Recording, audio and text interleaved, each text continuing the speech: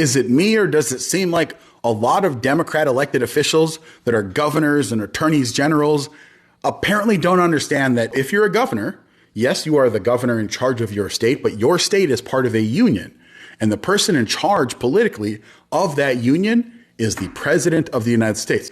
So when J.B. Pritzker, the governor of Illinois, comes out and says, I dare you to come to Illinois and try and federalize the National Guard, nothing that J.B. Pritzker says or does can actually stop that. Now, sure, he can go to a federal court and say, please, please do this. And sure, you'll probably find some federal judge that will rule in favor of J.B. Pritzker. But if it goes to the Supreme Court, our Constitution is crystal clear. We are the United States of America, and the person that is at the top of that entire political and governmental system is the President of the United States.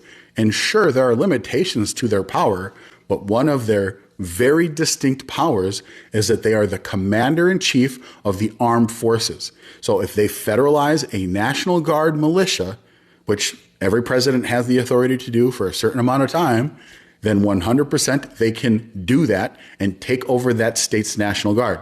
Beyond that, as the president of the United States, you can go to whatever state you want because you are the president of all of the states in the United States.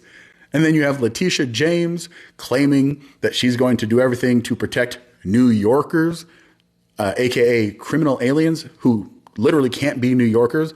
If you are in the United States without permission, you therefore can't become a resident of a state because that state falls under the federal government. So if the federal government says you don't have legal permission to be here, you can't be like, well, I'm in New York, so I'm a New Yorker. And no, you're not. And if you don't have legal permission, you can be deported.